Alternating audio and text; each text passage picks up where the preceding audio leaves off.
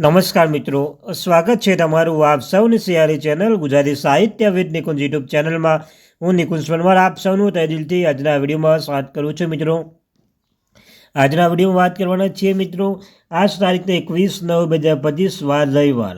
તો મિત્રો, આવતા મહિનેથી દરેક પેન્શનને મળશે આ પેન્શનની વધારાની સાથે આ મોટા લાભો.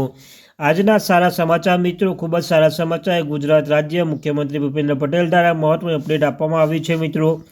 તો આવતા મહિને એટલે કે ઓક્ટોબર મહિનાથી આ તમામ લાભ પેન્શનોને મળશે મિત્રો.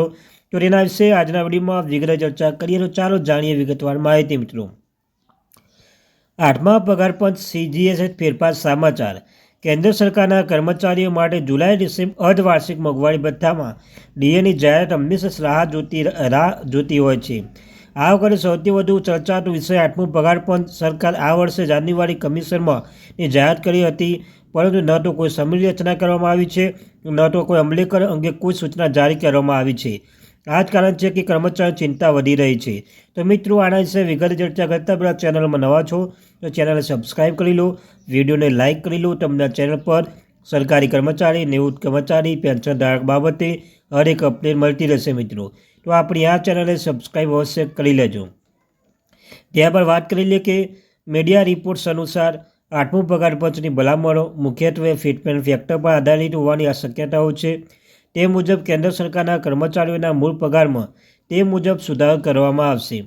વધુમાં કેન્દ્ર સરકારની આરોગ્ય યોજના CGS અંગે અટકળો ચાલી રહી છે, જેને કર્મચારીઓના આરોગ્ય સંભાળ સેવાનો મુખ્ય ભાગ માનવામાં આવે છે મિત્રો.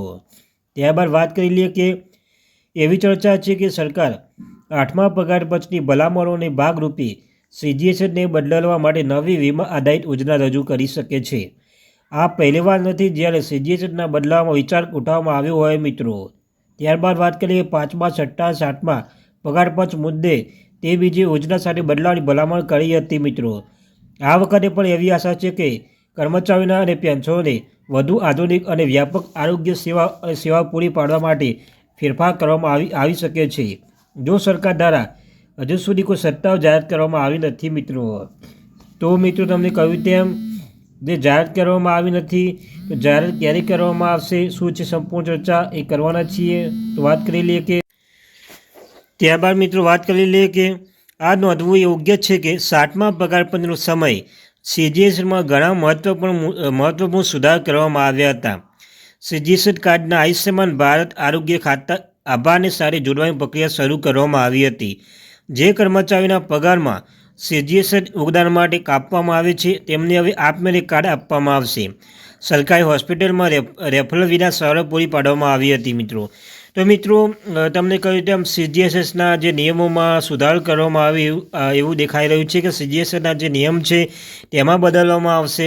જે કર્મચારીઓ છે તેમના પગાર સાથે CGS યોગદાન માટે કાપવામાં આવશે, તેમને આપમેળે કાર્ડ આપવામાં આવશે મિત્રો. ત્યારબાદ જે સરકારી હોસ્પિટલમાં રેફરલ વિના સારવાર પૂરી પાડવામાં આવી હતી મિત્રો. આ જે ઘણા મુદ્દાઓ છે 7મા પગાર પંચ સમયે CGSમાં ઘણા મહત્વપૂર્ણ મુદ્દા સુધાર કરવામાં આવ્યા હતા મિત્રો. ત્યારબાદ અંતમાં વાત કરી લઈએ કે સરકારી હોસ્પિટલમાં રેફરલ વિના સારવાર પૂરી પાડવામાં આવી હતી.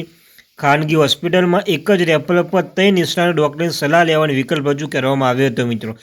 કે શું મિત્રો, એક જ રેફરલ પર 3 ડૉક્ટરની આપણે સલાહ લઈ શકીએ છીએ તેવો જે નિર્ણય લેવામાં આવ્યો છે. વયમર્યાદા ઘટાડીને 70 વર્ષ કરવામાં આવી હતી. આ સુધારો આરોગ્ય સેવાના સુલભતા સરળ બનાવીને કર્મચારીઓના પેન્શનને મોટી રાહત આપી છે મિત્રો.